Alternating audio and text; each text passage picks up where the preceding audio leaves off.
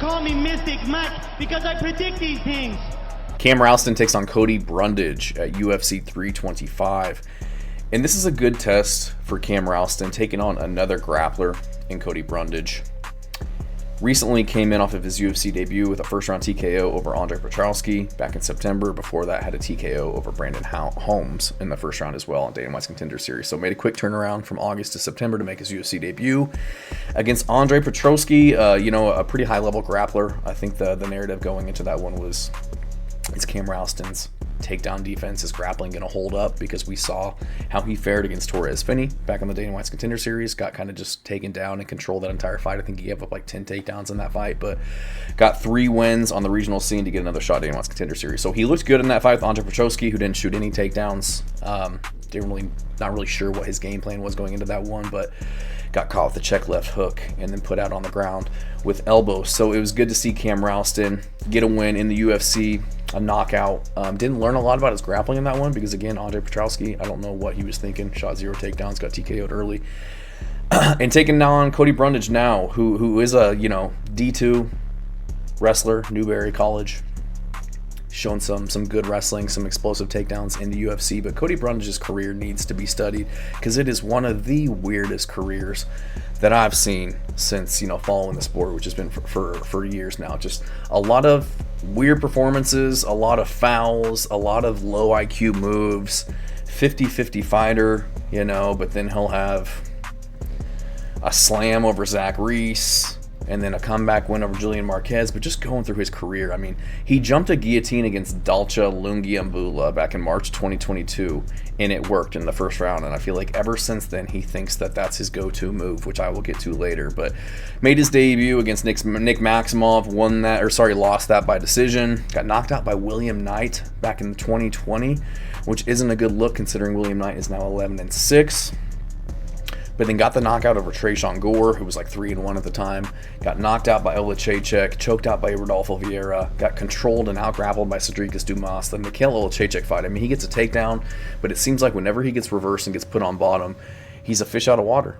Being a high-level grappler, I know wrestlers are used to being on top and not on your back, but you would think just with his grappling prowess and his background that he'd be able to have some type of ability to scramble back up, but he just doesn't have the ability to be a nail. And he got reversed in the Olajejczyk fight, laid on his back, got TKO'd. The Rodolfo Vieira fight had him out on his feet, knocked him down, fumbled the finish, ended up getting put on his back again. The second round, he jumps a guillotine against probably one of the best jiu-jitsu practitioners that we have in the UFC, and Rodolfo Vieira obviously doesn't get it, gets arm triangle choked, and then Cedric Dumas getting takedowns, fumbling them, getting reversed, put on his back, and just out-grappled by Cedric Dumas for that entire fight. Couldn't get up off his back.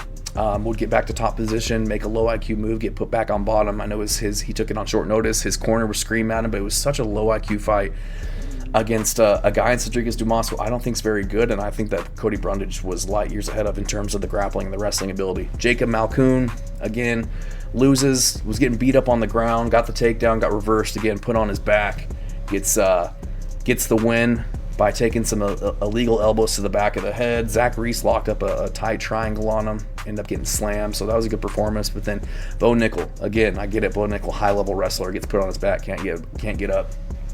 Abdul Razak Al Hassan gets the takedown on Razak Al Hassan, I believe, but then starts to take elbows, essentially TKO'd, but then again, hit to the back of the head, goes to a no contest. Julian Marquez fight. Julian Marquez hurts him, gets him against the fence, is kind of tagging him. They both start winging punches. The ref steps in for whatever reason to give them both back their mouthpieces. Gives Brundage the time to recover.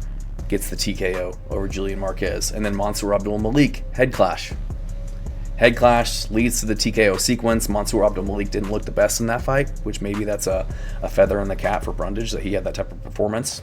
Makes you kind of think, well, maybe there is something to Brundage after all. He is still fairly young at the time of that fight, 31 years old. Held his own for a little bit until the head clash, which led to the finishing sequence. You had that judging mishap, whatever it was, went to the judges, ended up getting overturned, and then he just had an awful performance against Eric McConaughey, in my opinion, in a fight that he should have won. I think that he was a -200 favorite, should have beat him, lost by split decision. So going into this one, Cody Brundage Can he get takedowns against Cam Rowston? Yes, I think he can, but I think that Cam Rowston, we gave him a bad rap heading into his last fight against Andre Petroski. I think, just looking at his previous fights on the regional scene, I think he's got a much better grappling and wrestling than we initially thought.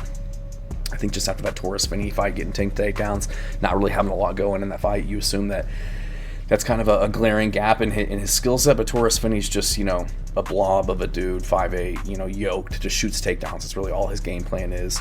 And a high-level wrestler, high-level athlete, so I can respect, or I can excuse that type of performance from Cam Rowston. But looking on the regional scene, I mean, he's got good takedowns for the most part, scrambling ability. He's got a lot of submissions if you look at his record. Rear naked chokes, calf slicers, rear naked choke, submission, rear naked choke. Got some KOs in there, and obviously has the KOs in his last 2 fights. So he's tall and rangy. He's crisp. He's got good body kicks, good front kicks.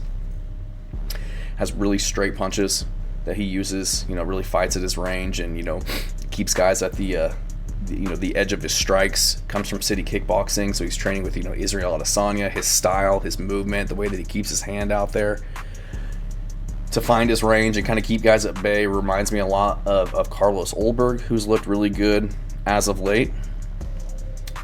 And I think that he's got, a little bit of power, decent power. He barely touched Andre Petroski and dropped him, which again, I don't think Petroski's has the best chin in the world. But getting that win over him, getting the win prior to that against Brandon Holmes, a decent fighter, undefeated at the time, got a win after this fight on the regional scene as well. Cam Rowston, Jiu-Jitsu brown belt. So I think that he's going to be the more skilled guy. I trust him more. I just can't trust Cody Brundage. I can't trust him at this point to be making the right decisions in the fight, not jumping guillotines against guys. If he gets the takedown, he better stay on top. But if he can't stay on top and gets put on bottom, I could see Cam Rowston just raining down blows and getting the TKO over him, because Cody Brundage just seems like, I get it, like he's taken some of these shots, these illegal shots were legit, but I feel like at some point, I feel like there a lot of fighters would have kind of worked through it, and at least one of these times would have tried to fight through it and keep going in the fight, and it just seems like he's kind of putting on the dramatics and the theatrics every time it happens in a way to kind of get out of the fight. That's my personal opinion. I'm not in there. I didn't take the shots, but we've seen it happen a lot. And I just can't get the sight of Cody Brundage making poor decisions over and over, not digging out of the holes that he's putting himself in order to win fights that he should be winning. And I feel like as of late, he does have some power on the feet. He's quick. He's got explosive takedowns, but he's getting caught by Julian Marquez. Abdul Malik was having success. Eric McConaughey was having success. And I feel like Cam Rowston, he's got crispy stand-up. He's young, 31, still in his prime. 6'3", 75-inch reach versus Cody Brundage, 6 foot, 72-inch reach. So he's going to be 3 inches taller, have a 1-inch reach advantage. I just see Cam Rowston tagging him on the feet. And I see, if it does go to the ground, I don't see him just being able to hold down Cam Rowston and beating him up there. I think that Cam Rowston's going to be able to kind of manage the distance, mitigate the takedown attempts from Cody Brundage, and just kind of tag him up on the feet. If it does go to the ground, I can see him winning a transition, taking advantage of Cody Brundage's kind of low IQ moves at times, his inability to really stay in dominant position. If he loses it, to scramble back up to a dominant position. I could see him finding rear naked chokes, finding opportunities for the submission on the ground, and I could also see him with just his tall frame and his just, I think that he's the better jiu-jitsu guy, but just with his tall frame and his higher fight IQ, I can see him taking advantage of Cody Brundage on the ground and landing ground and pound strikes to get the TKO. So I do think Cam Rowston gets this one done over Cody Brundage. Brundage is just such a liability in terms of picking him. He's so inconsistent, very fluky. There's always something weird going on with his fights, so it's just hard to pick the guy. Whereas Cam Rowston, on a 5-fight winning streak right now, has lost to Torres Finney back in August of 2024. It is what it is. He was a huge underdog going up against Torres Finney, who's just kind of a brute of a guy.